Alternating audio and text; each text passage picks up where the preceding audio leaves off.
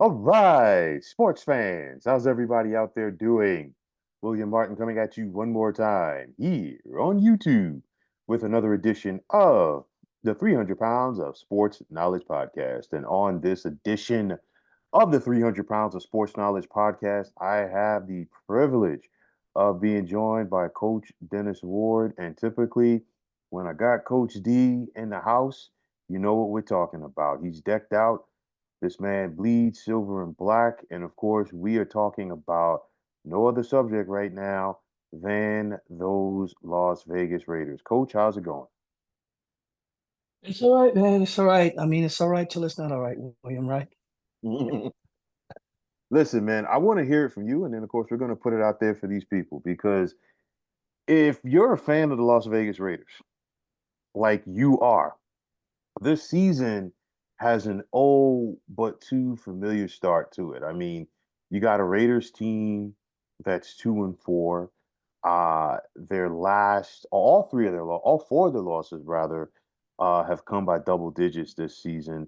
They just lost to Denver on the road by 16 points rather, and then yesterday at home to the Pittsburgh Steelers by 19. So you got a Raiders team right now. They're 2-4. They're looking up at everybody in the division. The Broncos are 3-3. The Chargers are 3-2. Kansas City, of course, is undefeated. Can the Raiders find a way to turn this thing around this season? For lack of putting it any other plain away, no. The team is talent devoid. When we did our podcast about the draft, I had a lot of concerns about the overall speed of the offense. I had the overall concern about the amount of playmakers on the team. And these are the reasons why the team is struggling. I mean, let's not go into the whole quarterback situation and all these other factors. The offensive line is struggling a bit. Let's just start where it began. We had the whole Zeus fight conversation. I told you he concerned me. I didn't think he had enough vision to carry a load for an entire season. He's a great athlete, height, weight, speed wise, but as a pure running back, he leaves a lot to be desired from just of following the scheme and how they were going to run the ball. Then we let two of our starting linemen go, and you as a Giants fan would be thankful to have Greg Van Roten and Illuminor on your right side now. That basically like solidified you guys from a offensive line standpoint. Those guys are gone. Insert two rookies, basically. Well, not a rookie, but Parham, and you have now DJ Glaze starting because the starting right tackle got hurt. And we can't block well enough to make holes big enough to make Zeus White look good. So at that point, you need a running back that can find it. It's not him. Then you have your Gardner Minshew problem. Turnover prone, arm is limited, the offense is limited. And while the defense may have players where it can make some noise, the offense isn't good enough to be any type of any contention in the NFL. Period. We are who we are. 2-4. Do you think losing the offensive line coach to the Giants as well hurt this team over the offseason? 100%. I mean, before he left, I mean, we had a pretty good run game. It was very solid. Of course, you had Josh Jacobs. He's one of Right, those running backs that know how to find it. He knows how right. to make it look good. He knows how to time up. There's a rhythm to the run game that doesn't exist when you watch the Raiders play. The Mhm. blocks have to time up at a certain time. The back should be doing his aiming points and getting there at a certain time. That doesn't happen with Zeus White. Madison is actually better than him. And Amir Abdullah might be the best one of all three of them because at least he possesses some explosiveness, is what the offense lacks. We had the whole conversation about the kid they drafted. I wanted us to draft, an exciting running back. They draft Dylan Laub, and he had his first carry yesterday. What happened, William? Yeah, enough said. Fumble. Yeah, yeah. So I'm I not sure mean, if it was his first carry, but that was the only one he got yesterday. if you look at the Raiders, of course, listen, they're not good enough to overcome their mistakes right now. And they had a goal to go situation in the second half, I think it was yesterday against the Steelers. And it's one of those where, you know, Abdullah was called down short, and I'm like, okay, they're gonna at least challenge us to take a look at it. And they hurried it up, and it was to their own detriment. They ended up turning the ball over and, killed whatever, momentum that they had because again, Pittsburgh's offense was not lighting it up yesterday. And the Raiders had opportunities. And when you got an opportunity to punch it in, especially against that Steelers defense, you got to go out there and make the most of it. And then not punching it in and then coming away without points. That's a big thing for them as well, and that really hurt them. The problems are starting to morph into more than just on the field. You're getting these off the field happenings, and then Pierce has to answer questions about players that he should not have to answer. And it's just becoming something that's not anything you want for your team 6 games in. And there's 10 games left. And I can 11, see actually. you right, 11. And Hmm. I can see you sending me an email saying or a text message saying, "Hey, we need to get on and talk about this 2 and this 2-15 season on its way." I mean, I have my own reservations about this, and this is something I actually started saying earlier because um, we ended up in a football conversation earlier today with me and one of my other coaches. And there's a theory I have. Some teams never get bad enough to get good enough. And what do I mean by that, William? I know exactly what you mean. It's like you're lingering around maybe pick 12 or pick 15, and you're not up there in the top five. And I'm happy that you're bringing that up because that's something I wanted to talk about because you figure the Raiders, it looked like they were going to get maybe a Michael Penix, maybe a Bo Nix, and then, okay, you have Atlanta move up to get Michael Penix, and then you have Denver jump in front of them to take Bo Nix. So it's like, of course, at that point, they took the best athlete who was still available, who was Brock Bowers, who does fill somewhat of a void. But I'm of the belief like this. This is AP's first year as the head coach of the Raiders. Generally, you want to start off with your guy at quarterback, whether that be a veteran or whether that be a rookie. And of course, in most cases, for a head coach who's coming in his first year, he wants the rookie, so he wants somebody to build with at that position. Gardner Minshew is a stopgap guy. I think Gardner Minshew was probably one of the best options available for them. I mean, I don't know if they were interested in a Joe Flacco, who's now with the Colts, but nonetheless, Gardner Minshew to me is kind of like a guy like Jacoby Brissett with the Patriots right now. He sits up there, he keeps the seat warm for your eventual starter. Of course, the Raiders don't have that, and AP had to go with Aiden O'Connell. Why? Because Gardner Minshew's turning the ball over too much. But honestly, that's what you get with Gardner Minshew. Gardner Minshew can have a game where he looks like, the next coming of Brett Favre. And then the next game, he's like the next coming of Browning Nagel. Okay, that's like the divide that you get. And I think we saw that, in the Bronco loss last Sunday, where it was like, okay, Raiders offense got off to that strong start. They're driving down the field. They're about to punch it in again. And what happens? He throws the 100-yard pick six to Patrick Surtain the second. And of course, the rest was history. The wheels fell off from there. And Antonio Pierce is like, you know what? I can't deal with this anymore. Is Aiden O'Connell an NFL starting quarterback? No, but AP wants somebody out there who's not going to sit up there and turn the ball over. And it's one of those where the Raiders came into the season with talent at the skill position that I thought could make up for the talent of a Gardner Minshew. You haven't had Devontae Adams out there for several weeks.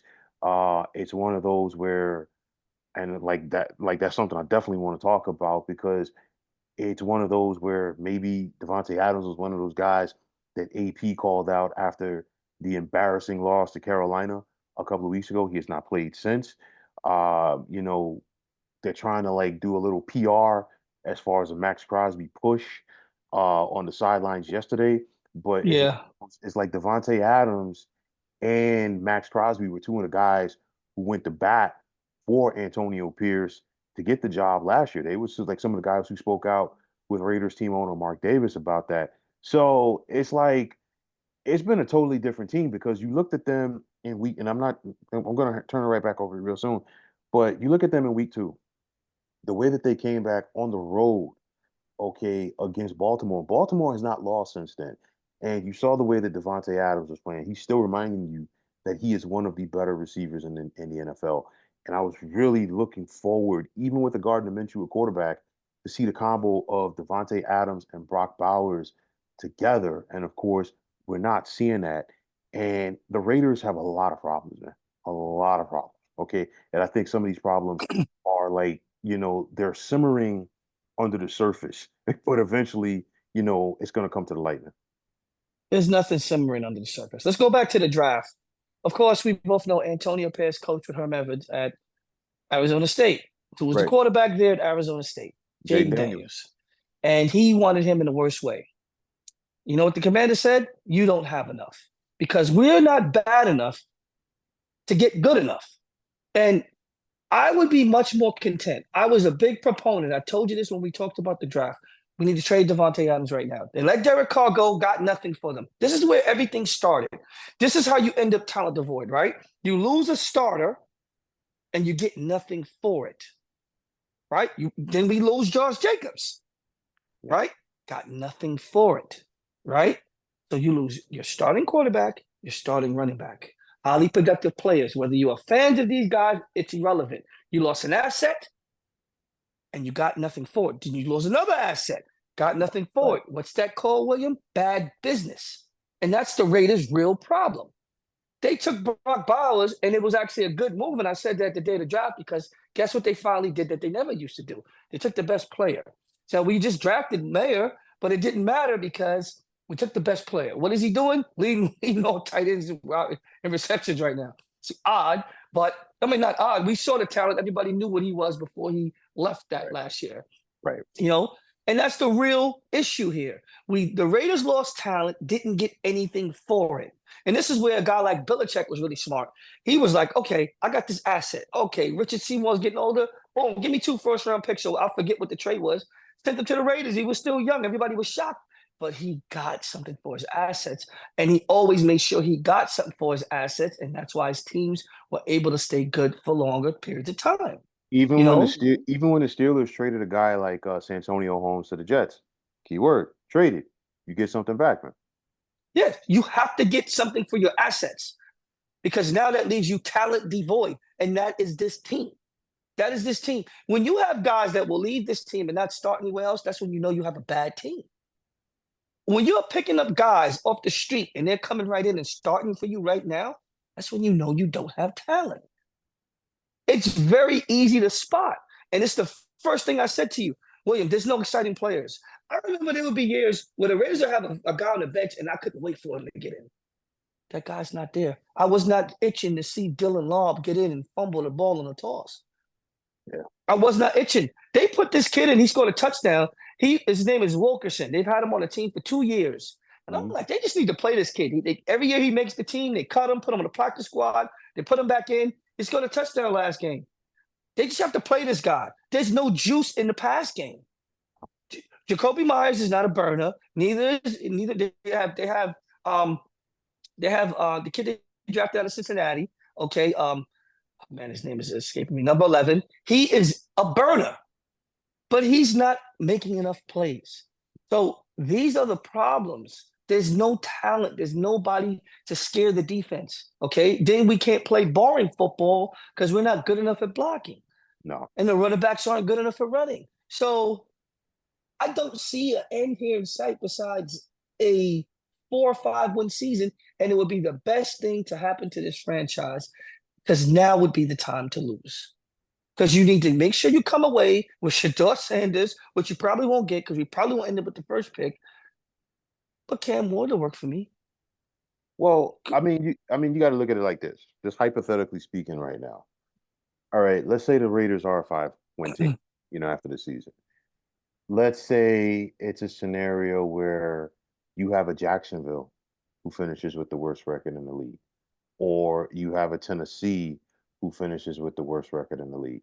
Jacksonville's definitely not going to move off of Trevor Lawrence because they just gave him a boatload of money. Tennessee, maybe because Will Levis is a second round pick, but Will Levis ain't a starting quarterback. My point is like if you're the Raiders, you might have one of these teams that might say, hey, you know what? Yeah, they got a high spot, but they're not going to take a quarterback, but they're going to be open for business, and of course, even if, just again, hypothetically speaking, let's say the Raiders are at 5 and they wanted to move up to a number one, clearly it's going to cost you your one in 2026 as well. But if you're going to go out there and get a guy to be a quarterback, you clearly might as well do it because, like we talked about before, in this current National Football League, you ain't winning without a guy at quarterback. And you darn sure ain't winning with Gardner Minshew. I said the Raiders had and I go back to what we said in the preseason. I said the Raiders had a chance to put up a fight, yes, but I don't think we saw it unraveling so quick, especially with the whole Devontae Adams situation because that's big because after him at wide receiver, like you said, there really is nothing. And it was going like your passing options were going to be Devontae Adams and Brock Bowers, and clearly they don't have it right now. And then, like you said, they don't have the talent overall to go out there and get this thing done. It's just not gonna happen, William. And I'm just, bracing myself. I've been through a lot of bad seasons with the Raiders. It's fine. This is why somebody like me, I just couldn't understand for the life of me why everybody would constantly complain about Carr, constantly complain about this and that. And I used to say this all the time, William. And anytime me and you would get on this and we would talk, who is the guy? Who's the next guy? Where is he coming from? Since Well, since since since look at it like this. Since Carr was there and he's gone, right? The quarterbacks that have come into the league have all been top 3 or 4 picks, with the exception of the guys that went later in the higher rounds last year. mhm, With Penix and Bo Nix. These guys are going so high in the draft, right. so high in the draft. Oh, just dump Carr. You should see the fan board just saying dump him, dump him, dump him. But And I kept saying to you, what's next? This is what's next, William. but Gardner Minshew, Aiden O'Connell. This is what's next. Bad, but really bad. it's the age old narrative in sports, unfortunately. A fan will say, okay, get rid of the head coach, get rid of the quarterback, get rid of that person. Okay, fine. Who are you going to replace them with? And, was Derek Carr a Hall of Fame quarterback for the Raiders? Absolutely not. But, he was still better than the alternatives. And I guarantee you, if you're going to look back and say, hey, we'd rather have Derek Carr right now, or we'd rather be flip-flopping between Aiden O'Connell and Gardner Minshew, most people would take that in a heartbeat. They say, you know what, we'll take Derek Carr. But again, that goes back to the Josh McDaniels scenario, and I put that solely in the lap of Mark Davis because we saw what this guy did when he went to Denver, and honestly, most of Bill Belichick's assistants they have this issue because they try to go to teams and they try to be Belichick, and what worked for Belichick worked because he was able to get away with it for so many years because he had a Tom Brady. But we saw it when Josh McDaniels went to Denver, had a Jay Cutler. Oh no, we got to get him out of there. Next, you're getting Brandon Marshall up out of there.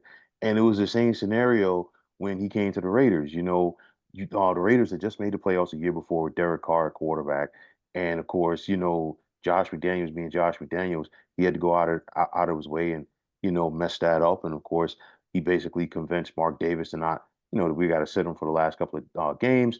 And then I think it was they had until the 5th day after the Super Bowl that year.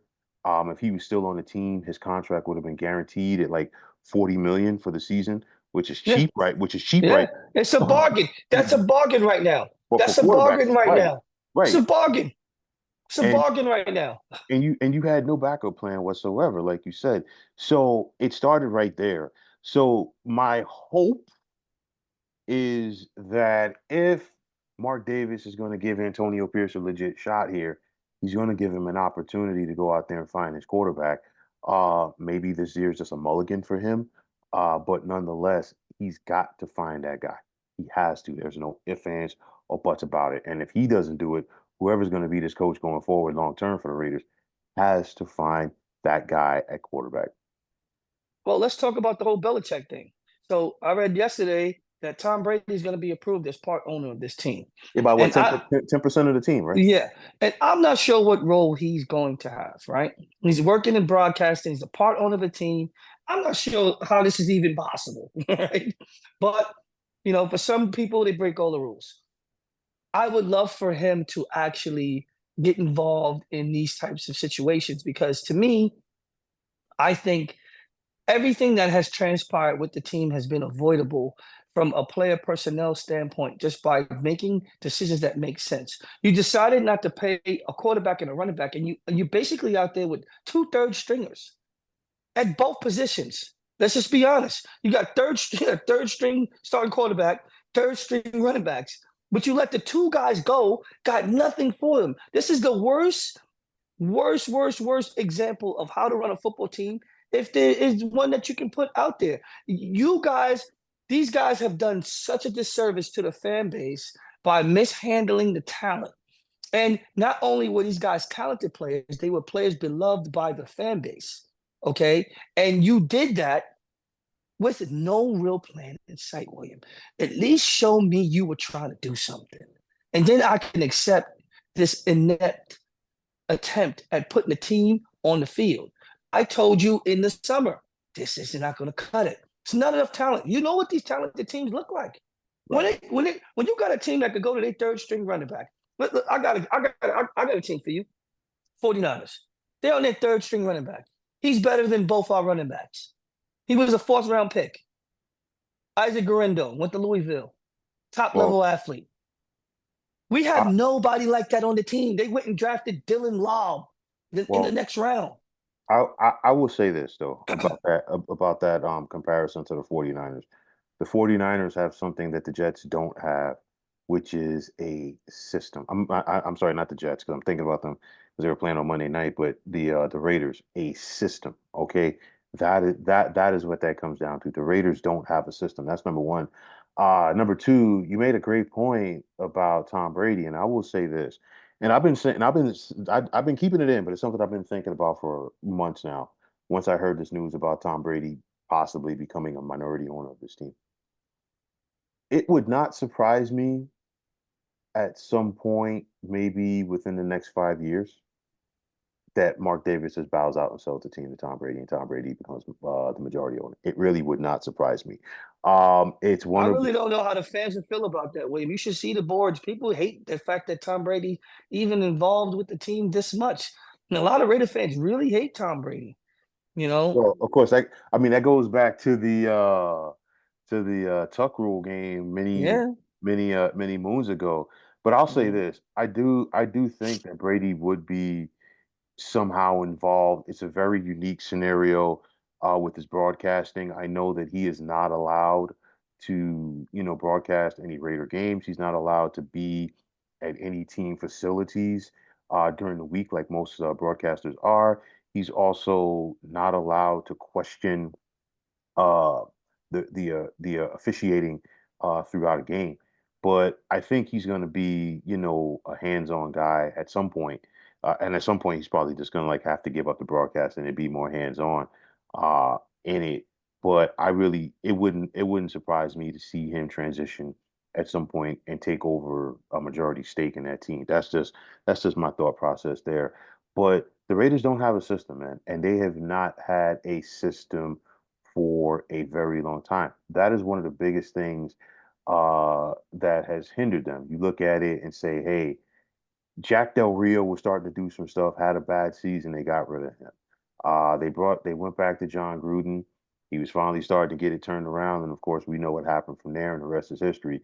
Rich Bisaccia, the guys rallied to him, but he got them to the playoffs. They very easily could have won that game against the Bengals, but Mark Davis wanted the home run higher. And honestly, the Raiders have really lacked structure probably since Gruden left the first time. Gruden gave them structure. They got to the Super Bowl in the following year. This was a veteran team with all of his guys for the most part, but they haven't had it since then. And I'm looking at them right now. They're still lacking structure. They don't have a quarterback. Um, is Devontae Adams going to be traded? He looks like a guy that doesn't want to be there. It sounds like, the Raiders want a king's ransom for him. Maybe part of the potential trade is like the holdup is because, wherever Devontae Adams goes, maybe he can't get a Taco Bell in his new place where he's going to live in a new city. I don't know. But, it's just one of those But where this is another mismanagement of the talent, William. This is exactly what I'm complaining about. yeah, Look at exactly what I told you. Now, let's play a scenario, right? Buffalo Bills at the bottom of round one. Wide receiver they wanted was gone, right? They traded back with the Chiefs. Raiders call. If you're the Buffalo Bills, hey, give me that second round pick. I'll give you Devontae Adams. You think they drafting Keon Coleman? absolutely not. And you tell me they don't take that deal at that time, because timing is also everything too. At Yeah. that time, they take that deal. But now you tell teams you want a second round pick, and teams are like, F you, we're going to give you a fourth. Yeah. Well, the thing is, like, I don't know what the Raiders are asking for It's a Devontae Adams. second round pick plus a It, player. it's a That's the second round price. pick. Okay. And the reason why they're probably not going to get it is because A, basically people know that Devontae Adams doesn't want to be there. So it's like they're not going to go out of their way unless it's a bidding war, and B, it's one of those where whatever team that Devontae Adams would go to, it's one of those where they're going to have to pay him. They're going to have to restructure his contract. So it's one of those, it's like, hey, we're going to have to give up these, like a pick and a player, and we still got to turn around and pay a guy. Most teams are going to be like, yeah, we're not going to go out there and do it. There's So 19 million left on this contract, and the Raiders are refusing to pick up any portion of it, according to what I read. Well, so you know what? Like honestly, so that means it's one of those where basically it sounds like Devontae Adams is going to be on purgatory because you got a guy that doesn't want to play there, and you have a team that has a steep asking price for him. And at this point, I mean, if a team gives up a two and it's a contender, you figure we're talking about a second round pick that would be towards the end of the round, so might still be leaning close to round three, but nonetheless, you know, I just don't see it happen. I really don't. It's always the supply and demand. Right, The only way you can just change it is somebody major gets injured, and a team that is really trying to do it right now will bite on the price. But right, other than that, no one has to pay you a price, Las right, Vegas, because you're the one setting the price, and then you don't want to pick up any of the money. And this has always been a major problem with the Raiders. They've always been devoid of cold hard cash, which is why they're in Las Vegas now. So these are all of the things that I complain about. You look at these other teams; they can throw money at anybody. Why right. Cowboys keep all their players and pay the luxury tax? Well, this is why I think this is another reason why I think Mark Davis is taking on a minority owner, and I think, like again, like I said, at some point that stake that Tom Brady's going to have is going to be bigger because I just don't see a guy like that coming in to be a yes man, so to speak. You know what I'm saying? He's going to want to have some type of say eventually. So, again, it really wouldn't surprise me within 5 years or so to see Mark Davis cash out. Maybe we have a scenario where Mark Davis owns like 25 to 40% of that team, and that'll be it. I don't know if he could do that to his father with a clear conscience. Just me personally. Mark Davis is basically a fan. He's collecting. He's collecting, like, how how his father used to sign a bunch of Heisman Trophy winners. The same thing. He's just collecting souvenirs. He's not really trying to do anything of any substance to get anything to move the needle. And the team is going to make money. The stadium sells out constantly. It's Las Vegas, so I mean, maybe they are making more money than I'm thinking right now. But in the end, the product that's put on the field has turned out to be far below what anyone was expecting. Well, except for me, because I just knew that we were not going to be good this year. There's just not enough talent on the roster. It's that simple, William. Offense is definitely not enough talent. Defense has just enough talent. And now that there's injuries, now the defense is going to struggle because Yeah. now Christian Wilkins is out. Max Crosby's not 100%, even though he's probably got like 5 or 6 sacks right now. It's like third in the league or something like that. Jack Jones is getting torched. They had him pegged as a number one corner, and then Epps is done for the year. So they're playing Troy Polamalu's nephew or whatever he is as the starting strong safety. So yeah, good luck with all of that, man. So Good I'm luck. I'm looking at this, man, and I'm looking at this schedule. The Raiders are actually they're at the 1-win Rams this Sunday. And the Raiders are actually the underdog in that game. Okay, then they've got Kansas City at home, and then they're at Cincinnati, a Cincinnati team they're starting to figure it out finally. It's one of those where this season could get away from them very quickly. I mean, I will say this about the Rams game. You might have more Raider fans in the crowd for that game um, on Sunday than you have the Rams, and the Rams are the home team.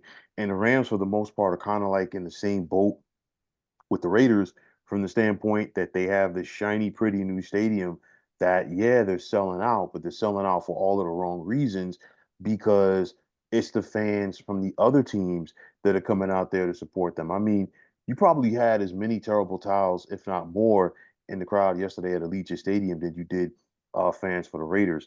For me, the NFL, and I know why the NFL did this, a lot of backdoor politics. If they were going to move the Raiders out of Oakland, they should have put them back in LA. I know exactly why they didn't do it. But it's one of There's the there's a there's a there's a big time story behind that. I don't even know if we have enough time today behind yeah. that. But there was a big story behind that. And and speaking of which, and you're looking at the schedule. When I looked at the schedule after Raiders won the first game, remember the next game was Carolina, who hadn't won a game, right? Mhm. And then the game after that, we played Denver. Right. Those were supposed to be two gimmies. And Right. we made Andy Dalton get a flashback to when Chad Ochocinco was out there catching passes from him. And the next game, Bo Nix had his best game of the entire season. So we are doing something wrong here. So who cares if the Rams have one win? I guarantee you the Raider game will be their get right. No, it will because you figure the Rams are at home and then the Rams are coming off of their bye, even though, the Rams and Raiders are kind of like in that same category where they really don't have home field advantage because, again, it's usually the opposing fans. You're going to see a lot of silver and black, in the crowd, this Sunday at SoFi. I mean, it was like that the first game of the year when the Raiders are out there taking on the Chargers. But, the Raiders they're not going to be able to keep up with the Joneses in this division, at least for this year, because you look at it. You got Andy Reid in Kansas City, coaching wise. Andy Reid in Kansas City. You got Sean Payton in Denver, and then you got Jim Harbaugh in LA with the Chargers. So you have two head coaches that have won a Super Bowl. Andy Reid, of course, multiple ones, and then you have another who's also been to a Super Bowl, and he's also fresh off of winning a national championship in college. So you're kind of behind the eight ball at the coaching position. You darn sure are behind the eight ball at the quarterback position. I mean, Mahomes is king of the mountain, of course, Chargers with Justin Herbert, and Sean Payton has his guy now with Bo Nix. So at the two most important positions on the football team right there, you're not even close to the people in your division. That's going to be a problem for the Raiders, man. And like you're It's talking, you're borderline unwatchable. It's yeah, borderline unwatchable. you're talking. Luke Getsy. That's the offensive coordinator. Yeah, Terrible. you're talking about 5 wins. 5 wins might be a reach at this point, man. Because I mean, you're looking at it like we just talked about those 3 games. They got their bye in week 10, week 11 at Miami. Maybe two is back. We don't know. They've got Denver at home on Thanksgiving weekend, and then they got the Friday game. I'm sorry, the week before Thanksgiving, they're home for Denver. That the day after Thanksgiving, they're at Arrowhead against the Chiefs. Of course, Raiders Chiefs is always a big game, regardless of the records. And then they're at the Bucks, and then three out of their last four are at home: Atlanta, Jacksonville, New Orleans, and the Chargers. So they might have something to play for with that Jacksonville game, just before New Year's Eve. So or just before Christmas rather. They might have something to play for with that contest there. But this season, I think, is about to get away from the Raiders very, very quickly. And I don't know what direction that this franchise is going in, but that's the issue right there. We don't know what direction that they're going in and what is the plan. That is the biggest thing for me. Well, we got to get to the bottom. I would prefer that this just turned into the most ugly, ridiculously bad season ever, and we get a high draft pick at the right time. Because sometimes you get a high draft pick and that player that you need is not there. They Well, have I a mean, couple of guys that we could possibly get this year. And if it happens now, this is the right time. And then eh, maybe we can reset this talent gap that exists on our team because we're not making up for it in free agency because we didn't really even spend money. The Raiders aren't even at the cap. no, and the other thing is like they've had those high draft picks for years. Of course, remember the days in Oakland after their last Super Bowl appearance. They took Jamarcus Russell first, and then of course Calvin Johnson went second. But of course, Jamarcus Russell wasn't that guy. Robert Gallery, Darius Hayward Bay. I'm just rattling off some of the names like the top We 10 can picks. keep going. We can Yeah, keep we going. That's a did. whole separate show of how Right, many guys we missed. Remember, Adrian right, Peterson got drafted that same year, right. and there was a bunch of all pros that came out the year that we took the Yeah, worst number one overall pick of all yeah, time. yeah. Well, now you got Bryce Young fighting for competing with him, but you Right. know Even Darren McFadden. Darren McFadden, came in with a lot of talent coming out of Arkansas. Had a solid. He had some flashes. He no, had, you can definitely leave Darren McFadden off this list. There but was there was a time where he was really turning it and churning it. He had like 2 or 3 really really good years in there, and I have to can't call him a bust at all. was He was was that actually was that Tom Cable or was that Hugh Jackson when he was when Hugh Jackson. Remember, that's the year that the Raiders traded a first round pick mid-season for Carson Palmer because yes, Campbell got hurt. right. And Carson Palmer came in, you know, and he's actually, Carson Palmer was an impressive thrower of football. Let's not get a twist there. Mhm. But, the rest of the team, everything didn't work out. Hugh Jackson, I'm actually a fan of Hugh Jackson. I thought he's a good coach. I just thought he had too much power. And because of that, it caused him to ruin his chances of being a successful coach because remember, he was the coach when Al Davis died. So Al Right. Davis died, and he was all by de facto in charge of the player personnel decisions, and he traded that pick, and it just turned out to be not a bad decision because we got a few good years out of Carson Palmer, but the team wasn't good enough, and he needed a really good all line. But he's one of the more impressive throwers of the football that I've actually gotten to witness. Carson Palmer was a really good player. So, I mean, it's all about Yeah, the team. Everything has to line up in order for you to have a good year. You have to but have a good team. but it seems like even when the Raiders do find a way to get it right, they still find a way to mess it up because in the same year they took Khalil Mack. I think they took Khalil Mack fourth overall that year, and then they got Derek Carr in the second round. So Yes. you had two pieces for the team for a while. Then they ended up trading Khalil Mack to the Bears, and then it was right around that time too that the Raiders had drafted Amari Cooper. So it's like they looked like they were finally piecing it together and they just got away from it. It's like the same thing with when the year that they made the playoffs with Rich Bisaccia as a head coach. It was like, okay, it looks like the Raiders are finally turning the corner.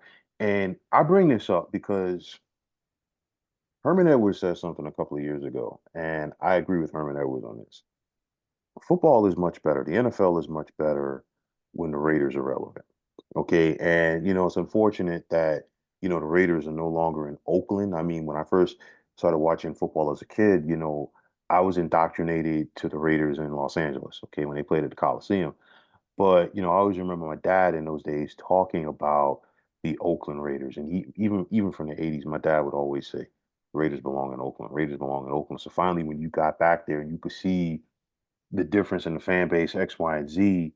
But again, the Raiders, and you have a lot of fans who are growing up right now watching NFL, the NFL. They don't remember when the Raiders were an iconic franchise, and I really do feel that the NFL is in a better position when the Raiders are better. I guarantee. Look, listen, just putting it out there. If the Raiders were a better team right now, can you imagine like those matchups with the Chiefs would be front and center because of course Raiders Chiefs is a big time rivalry. Raiders Steelers, you name it. But nonetheless, it's just unfortunate everything that's going on with this team, with this franchise as a whole. The single biggest thing that has happened for the franchise was them having to let go of John Gruden after in the car crash with Henry Ruggs, and I'm actually not even thinking about it. Think about that now, William. That's a number 11 overall draft Overall pick pick, just gone I'm that you gone. got nothing for. Yeah, So now we're talking. Now we're really talking now because that's like 3 first round pick level assets. yeah. Jacobs was first round pick, Carr's second round pick, but they could have traded him He after was a that high, year. They he could was have a got high a second. Yeah. they could have got a first round pick for him after that year he had in the Gruden, and they got off with it too.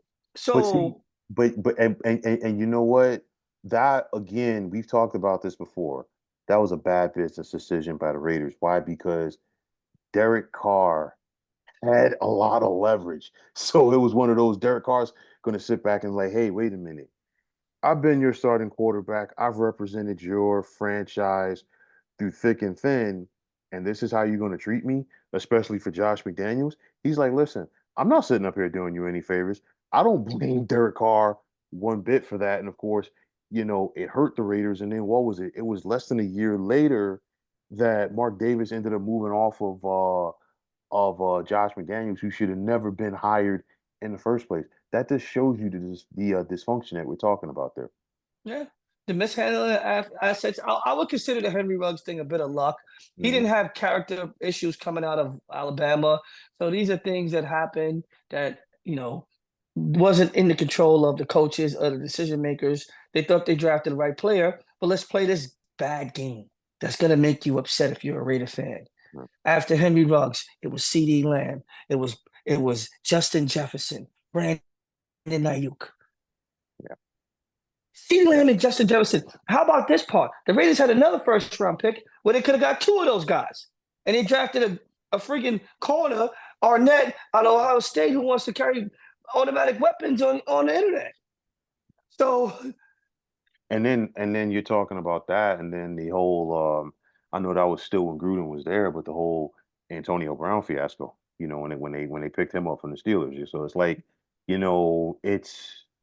it's the gift that just keeps on giving in regards to bad moves by this franchise. But yeah.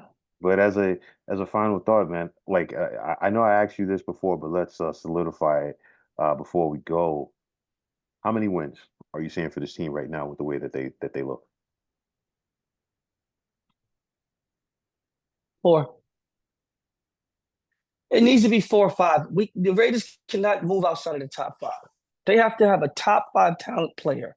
The only thing that might get them a quarterback is the fact that Travis Hunter comes out and somebody's going to take him before they take the quarterback because he's just that good. Well, I mean, let's look at the teams that are probably going to be contending for that in that number one spot.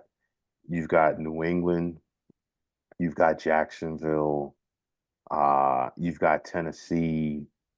I know the Giants are on 2 wins, but I think the Giants are probably going to win a couple of more games. I think the Rams are going to win some games. And oh, Carolina, how can we forget about Carolina, who actually at this point they're on pace to actually have their first round pick this year, and Cleveland.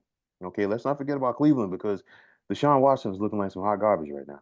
All right, so you figure we said Jacksonville, we said New England, Tennessee, Carolina. Did I miss anybody else right there?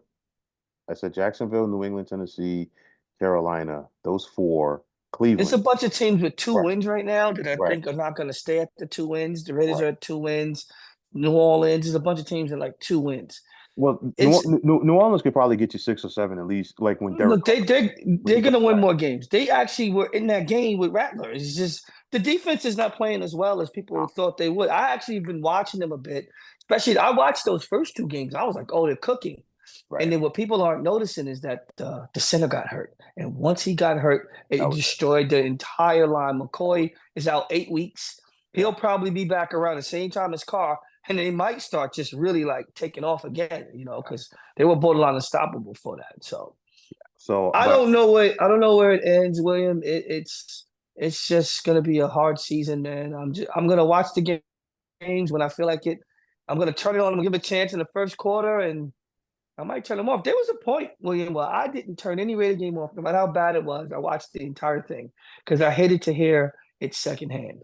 right. This time, I'm To- gonna hear it secondhand. to- totally different story, man. Yeah. Yeah, it's just unfortunate, man. Hopefully, like I said, hopefully they could try to figure this thing out. But yeah, I don't know. I mean, are they going to be bad enough to get Shador? I don't know. Maybe they look at a Quinn Ewers, like you said, a Cam Ward. We'll see what happens, man. But definitely something has got to change for the silver and black, man. Definitely, Yeah. man. But as Well, can't get any worse, can it? yeah, you never know. You never know, man. But Coach Ward, as always, it's a pleasure. We're gonna be doing this again real soon. Saying we just gotta figure out the date and time, but we're definitely gonna be doing this thing again soon. But like I always tell you before we sign off, take this time out, show some love, uh, out there to anybody, anybody you wanna, give some love to. If not, just take this time to give your final thoughts, man. Um, right now, mid-season, Rasmus Hall right now. Varsity has one loss. We're undefeated on JV. Chasing it again, chasing it again. See where it ends up, man. Gotta plug away at it. Mhm. Football is a very, very, very good sport because it somehow always ends up creating some sort of parity somewhere. Cities, bringing in everybody's trying to get their teams in order, and these other schools are getting better. And we have to continue to coach our kids up and try and keep doing what we do, man. That's pretty much where I'm at with it right now, William. So, Trust me, my man. As always, it was a pleasure. I definitely appreciate, the passion, that you always bring. And this is no fakeness, so to speak. It's basically you're giving us pure emotion. You're giving us how you feel, as a Raider fan. So I definitely appreciate it, man. And for all of all you, love. thank you, man. And for all of you folks, who checked out this podcast, please feel free to like and subscribe to this channel. And if you want more of this content, you can always check it out on the archives on the YouTube channel at 300 Pounds of Sports Knowledge. Like I always tell you, if you're on Twitter, please feel free to follow me at 300 Pounds of Sports. And like I always say, if you follow me, it'd be my pleasure to follow you right back. There's also uh, at the Facebook page, Sports Depot 365. You can check it out. Drop a line to be a part of one of the better sports debating sites going on social media. So for Coach Dennis Ward, my name is William Martin, and I'm signing off. And I'm saying thanks once again for tuning into the 300 Pounds of Sports Knowledge podcast here on YouTube. Be well, everybody.